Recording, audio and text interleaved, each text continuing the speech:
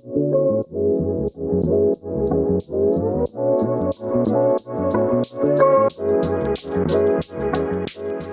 everyone. My name is Kayode. Makes it easy for you to pronounce. That's always the first barrier to entry. So just break into three, Kayode. Today, I want to talk more on the area of careers, looking at the future of what UX is going to be, or not so much looking at UX as itself, but what does it mean for us as practitioners? How can we, particularly in the area of AI and all the changes coming around. I've been having conversations with colleagues, and these are like some really senior colleagues who talk about, oh, AI is going to take our work. Right now, it's doing research for people and blah, blah, blah. And it made me reflect on my past. I've been doing this for, well, not UX exclusively, but in some form or the other, I've been in design for the last 2 decades. And I just wanted to go through my history and kind of like look at what can I learn for myself and maybe share that with you guys and see what you guys can learn from it, if at all anything.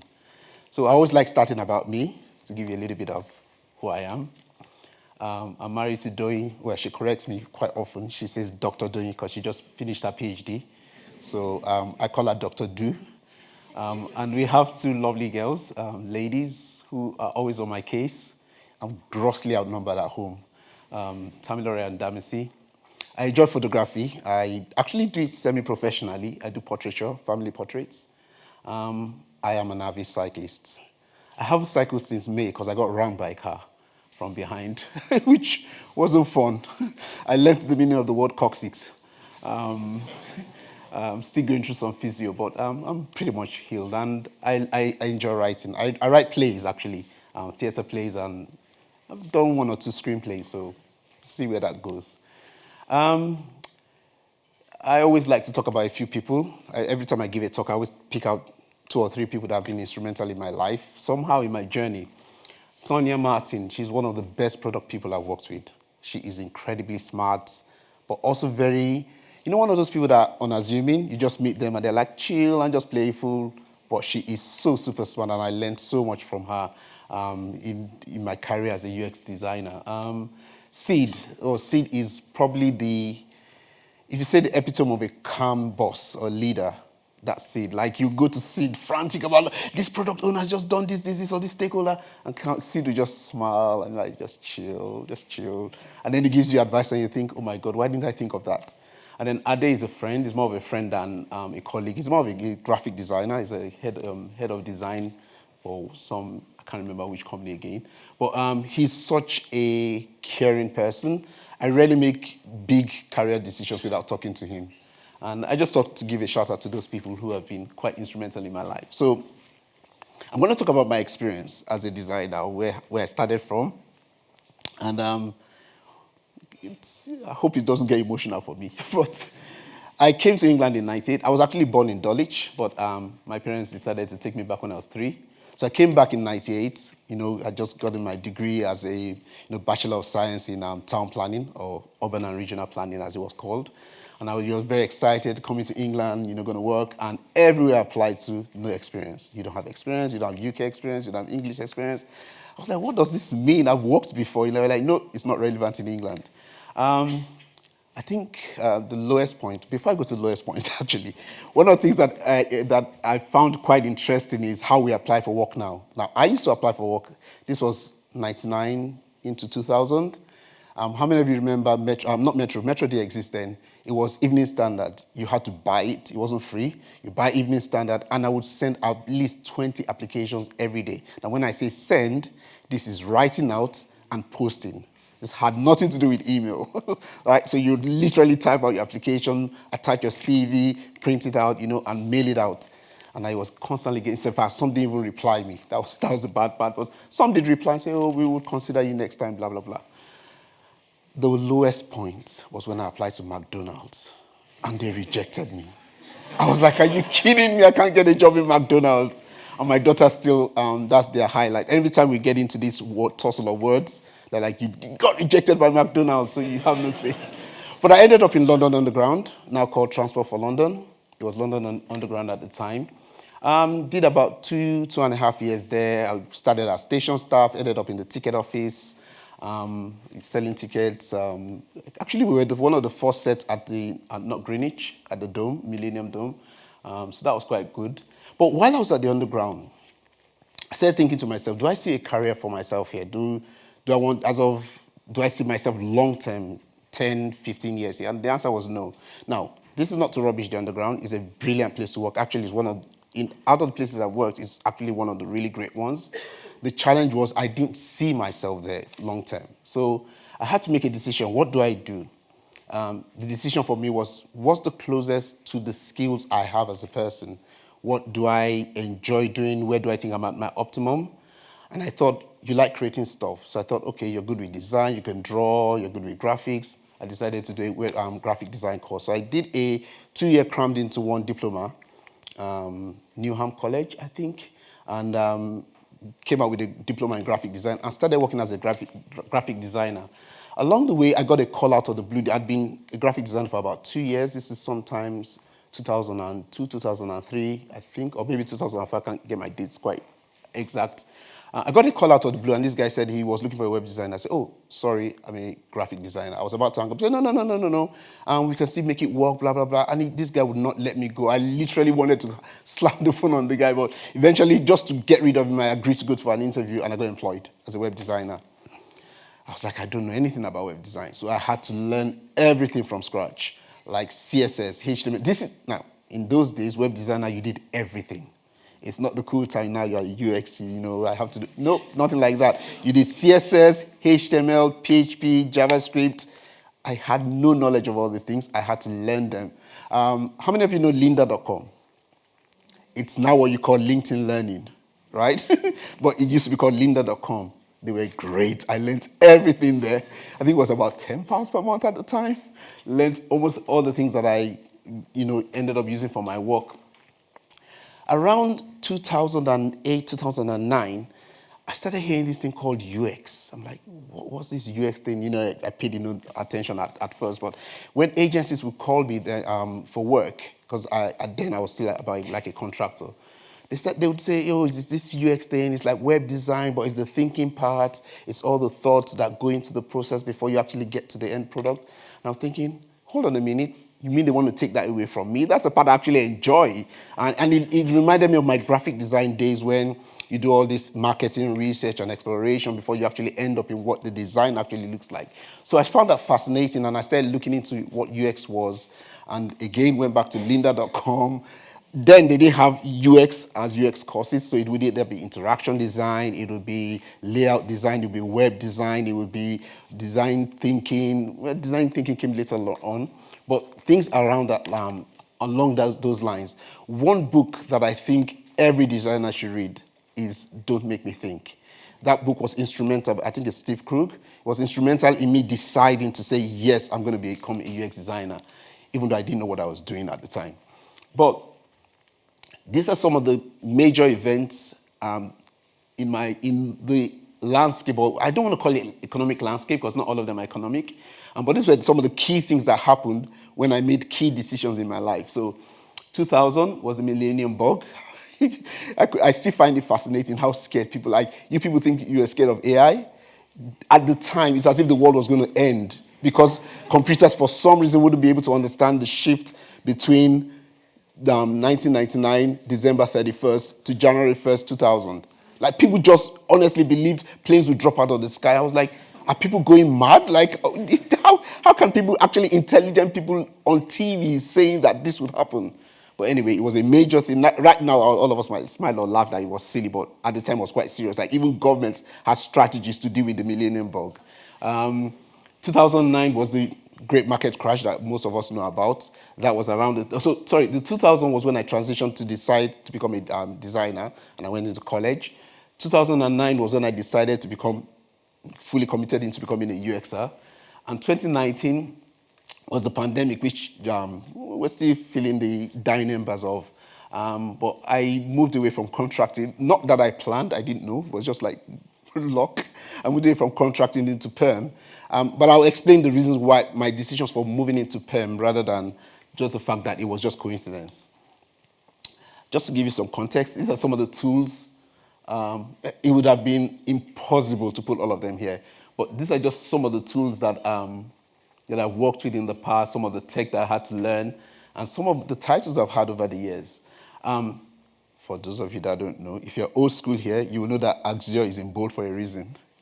I don't want to start a fight. I love Figma. But if you want to do real UX testing or usability testing, you need a tool like Axio. I will not go beyond that, so that we don't fight after this talk. But for those of you that are wondering what's that monstrosity, that's an iMac. Lovely. Okay, so what are the things I've learned in all the 2 decades that I've been doing UX or doing design predominantly? The things that are the same regardless of the era: change. Change will always occur. The whole idea of showing you all this is to show you journeys that we've gone. How many of you know Dreamweaver? Most people know Dreamweaver that I've done at least 10, 15 years. But how many of you know Go Live? Wow, not one person knows Go Live. Thank goodness someone knows. Thank you. So Go Live, I don't want to go into it, but it was a major milestone in when you build code in Dreamweaver, and then you need to schedule an update to actually go live on the internet. But change is constant. So AI is not new when it comes to change. I mean, it's new in our minds, but I've worked with companies 2-3 years ago that were already using AI, like in a major way, not just skirting around it. So the principle is change, not so much AI. What else have I learned? Regardless of what we do, 3 things are constant: people, processes, and project outcomes. So we tend to, unfortunately, look at that from the reverse. So most times when we're starting out, we're more consumed with, what is the outcome? I need that layout. We dive into Figma and do all the layouts and the screens and all that, and the processes and the prototypes. That's most times where we start. In my mind, the more mature you become as a designer, you start thinking more of process. What are the processes that will get me to that outcome, right? And then we start fine-tuning our processes. We start having templates. We start having things that we can repeat, maybe research patterns, understanding if this is the problem, these are the processes that will get me to that solution. But in my understanding, in 2 decades of doing this, the most important one is people. Regardless of what you're designing, even if it's a system, even if it's an IoT system that doesn't talk to anyone, people are the most important part. Whether it's the end user, whether it's the stakeholders, whether it's you as a designer, whether it's your head of design, whether it's other people, the company you're working for, people will always be involved. And most times, the biggest, if I say stumbling block or hurdle you have to not overcome, but learn in becoming mature as a practitioner is how to deal with people. It's how to manage people. It's how to work with people. Because people have the most impact in the outcome. I've not worked on a project that decided to cancel itself. It's most times one person who just decides, you know what, we don't have the budget for this project anymore, we're canceling it. Or one of my worst experiences as a UX designer was I was needing £500 to do some research. And I was told there's no budget. 2 weeks later, we were on Open Tab in central London. And I'm like, do you know how much an Open Tab costs on a weekday in central London? You're talking of thousands of pounds. And we did not have £500 to run research. Do you understand? Those are decisions people make, not the system. So, I skipped a part of my journey. So before 2019, I got to a phase, I think it was around 2018, towards the end running into 2019, I was this close to leaving UX. I had become so frustrated. Funny enough, I had worked on a project that's probably one of my most successful projects in terms of the metrics. So when you measure your outcomes against the benchmark when you started, it probably had the highest level of success. But I was just drained with the amount of fights and battles and people I had to kind of like convince to get to that end. Like, it had taken all the strength out of me. I was like, I don't want to do this anymore. I just want to go to a place. Like, my wife is a very pragmatic person. Every time I come on and moan, she's like, are they paying you your day rate? I'm like, yes, so why are you moaning? I'm like, yeah, but they don't understand design. They're so backward in their thinking, blah, blah, blah. And so it made me self-reflect, like, do I want to leave UX? Am I tired of it? Do I want to branch into somewhere else? And I had to reflect on, first to know myself. What are my strengths? What am I good at? What am I great at? Then I also need to understand what problem do I actually solve as a designer. Is it the screens people see at the end? Or is there something else that I actually do? What's my value to the marketplace? And then, see, I had to put it in a sequence because it had to be on the slide. But I literally still don't know what sequence I should put this in. I know always learning probably comes last, but I'm not sure whether it's the problem to solve that comes first or knowing yourself. But whichever one comes first, you need to know the gap between what you see yourself at and where you are today. So if I feel, like initially, I used to call myself a UX designer. Now I call myself a UX architect intentionally. I don't go to any company that wants me to do end screens. That's just not me. I can do UI design. I started as a graphic designer. But I don't take any role that wants a UI designer. That's not to say UI design is not important. That's just not me. And so I needed to say, okay, what are the skills I need to gain as a UX designer who wants to do what I want to do, or in the marketplace that I want to do it? So I needed to bridge that gap, right? And this is where I want to challenge us to do, even if it's just skirt around the things that I did and see if it makes you a better practitioner. So the first thing I want to say is fear is a poor motivator. One of the things I've come across is that there's this underlying silent fear of AI. Around taking our jobs, and people just seem like when AI comes around and designers kind of like, there's this apprehension about it. Fear has never been a good motivator. I've read books of successful people who say, being poor motivated me to. Yes, but does that not affect your health? Like, hope is a better motivator for me. So what is hope? Hope is to say, what do I see of the future rather than what am I scared of the future? So how do we not let fear just consume us? One is, be clear about the problem you solve as a designer. Whatever kind of design you do, even if it's layout design, even if it's UI design, even if it's information architecture, interaction design, whatever specialty you end up in, be very clear about what the problem is. Now, let me give mine as an example. I found out that the end screens are not the problem I solve. I love complex problems. I love going to a platform where everybody thinks it's impossible to improve this. And then I like to say, how do we find the solution? I don't think the solution has to come from me. I'm not that kind of designer. I don't think I'm the smartest person in the room. What I'm very good at is organizing other people to give the best they can so that we get to solution. So one of the things I really had to push myself to learn is how do you manage people? I was talking to a friend once, and I said, whenever I get on a project, the first thing I want to do is who are the main key decision makers, who are my key stakeholders, and I want to become their friends. Now, I don't mean I want to go to their home and go for their Christmas parties and all that, but I want to know what is their big fears for this project. What gives them apprehension? What makes them not sleep at night when they think of these projects? I want to get to know them on a personal level. What kind of person are they? Are they the kind that just want sharp answers, bullet points? Are they the ones that want like a full 20-page deck of a report? I need to get to know them. One other principle I learned is if people like you, they're more likely to be open to you. And so what I try to get to do is to know them on a personal level. Now, that's for me. I'm not saying that's not the principle I want you to take out of this. The principle I want you to take out of this is, what can I do given my personality and given what I know of myself and my strengths, and how can I leverage that so that my deliverables are not the screens that I give people, that all the other things that gets you to that end. Another thing is to the marketplace. We are not into art.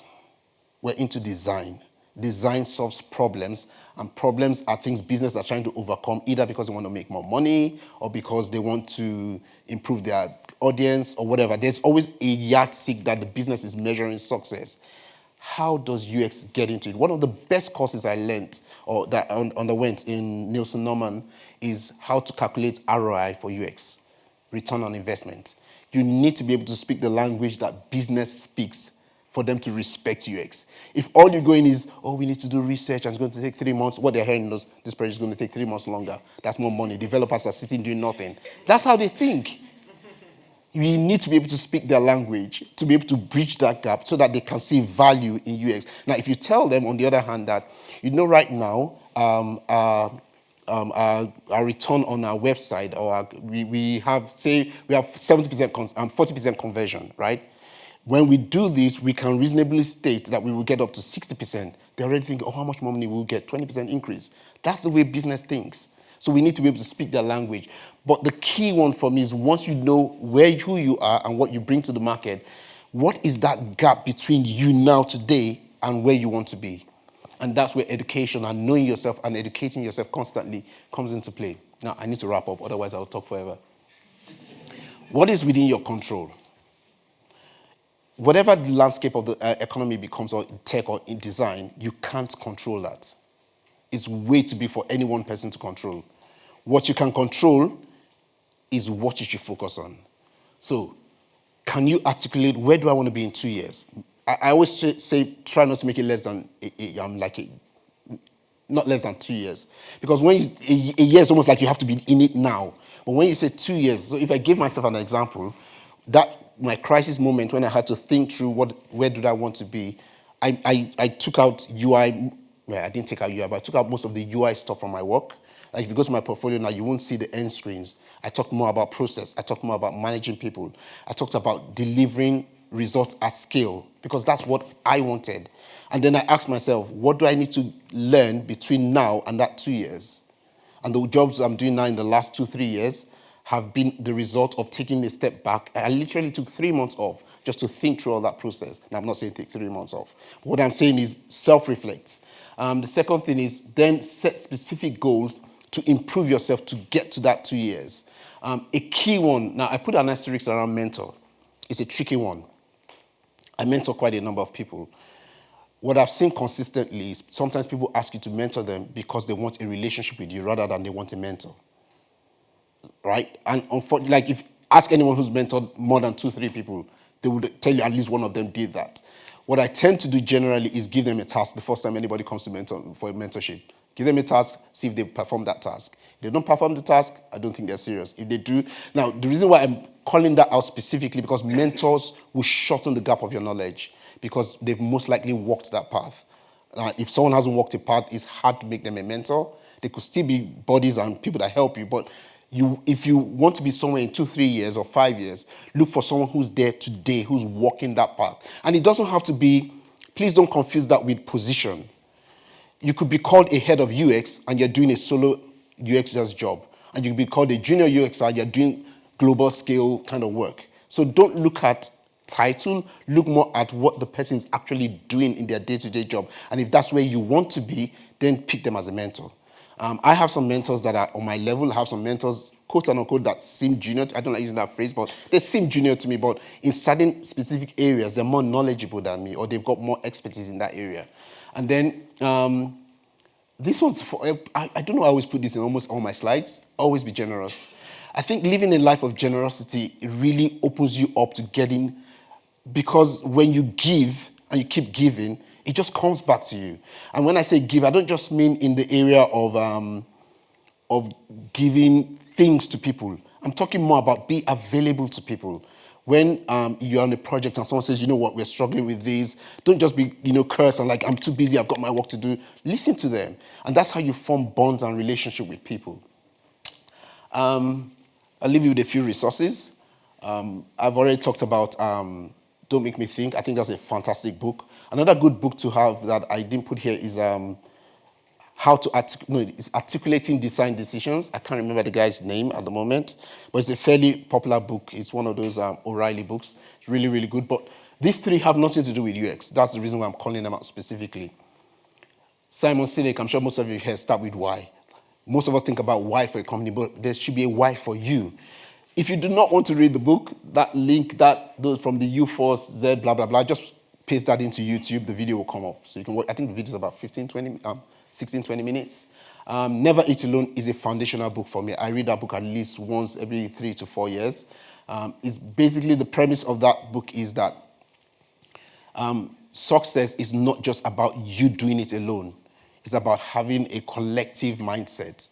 So whether it's your stakeholders, your product partners, your tech partners, don't look at success as you giving it to them. Look at it something all of you engage in. Don't confuse that with saying they should do UX work. I don't think tech partners should be doing UX work. They can learn from UX, but you drive UX, not them. And then grit is a key one for me as well. It's how resilience actually plays a part in how we actually mature as people. Basically, the premise of it is it's more of a research piece of work. The lady was looking at very highly successful people and what are the qualities that help them become successful. And grit is a key one. That's the ability not just to give up on because of pressure. And yeah. So if I leave you with just two things, what problem do you solve? Be quite clear about that. And again, I didn't give mine as an example for you to follow. It's just what I decided for me. Whatever it is you decide, be quite clear about it. Actually write it down. And then once you know that, how does it bring value to the marketplace? Because ultimately, someone has to pay for it. And if someone has to pay for it, it has to be valuable to them. Another one is focus on what you can control. In fact, that's the key one for me. Don't be swayed by it. Like AI is going to come and go and other things will come around. Maybe that might be robots actually talking to us or whatever. I mean, in actual, rational sense. But whatever the change looks like in the future, don't be swayed too much by that because you can't control it. If it means, if I use AI as an example, if that means you becoming more educated what AI is, going to more and reading books about it, how can it influence UX? How can you leverage it as UX? Like I said, I worked for a company 2-3 years ago. They were already using AI. So for me, it was not anything big when it blew up over the last 2 years. So rather than go from a place of fear, go from a place of, you know what, I'm going to control myself, I'm going to develop myself and become a better practitioner. Hope that's giving you something to muse about, but thank you very much for being an attentive audience.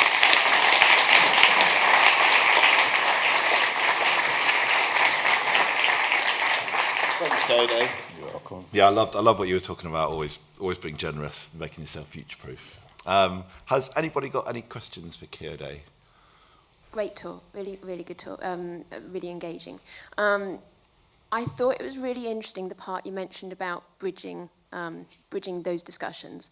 I think so many UXers sort of experience that pain of those frustrations, especially when it comes to UX research and putting that value across for a business. Also, I thought was interesting is that you mentioned that the problem you're trying to solve is what's the problem for the business. And yet, for so many UXers, obviously what we look at is what's the problem for the user. I know that Edward Freeman talks about the purpose of business is about creating value together. How, in your experience, when you're trying to have those discussions to bridge that gap, to get a business to actually understand the value of what we're trying to achieve, how much does it really come down to that financial discussion? Yeah. Or are there any other examples you can think of where those discussions have actually gone well without necessarily being about the finances? Yeah. So when it comes to business, finance is an easy one to understand when you talk about ROI, return on investment, but not every issue is strictly monetary or financial. Sometimes there are key deadlines because of change in legislation. Sometimes there are things that you have to do, like whether it's fulfilling accessibility or just a myriad of things. The reason why I easily focus on finance is because I think it's the key one that we tend to not get as UX designers. If someone says, oh, there's new legislation on accessibility and we need to fix it, we get that. But when a stakeholder is trying to make you do something in 3 months and you know the research alone is going to take 3 months, it's almost like, why can you not get that we need to do 3 months of research, right?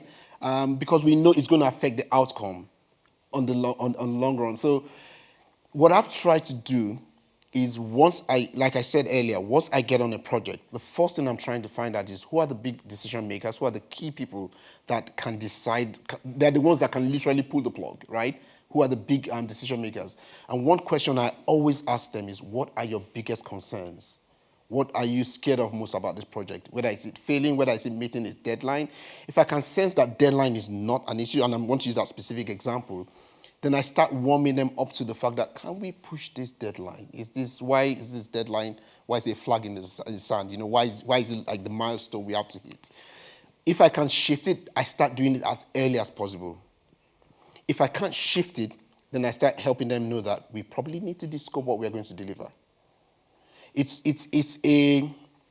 almost like a negotiation. I think where sometimes we designers get it wrong is we bury our heads in the sand and just think, don't worry, we can convince them once we show them the science. It's hard to convince business with the science because they are not that practitioner. They are not equipped, they're not educated to think that way. They're educated to think about deadlines, money, ROI. So the more we understand their language and the earlier we have those negotiations. And I think one key thing that I think might help with this particular scenario is most times we tend to be, well, in my experience, we tend to be combative about this. We just don't understand why they don't get it, right? I found that the softer approach tends to be more effective for me. I'm not saying everybody has to be that way. I've seen practitioners who are smarter than me and more experienced lose projects because they've been more combative in, this is the science, you have to understand it. I tend to go from an approach of, you're a human being, I'm a human being, how can we understand each other? Awesome, thank you. Thank you very much. Thank you, Kayode, everyone.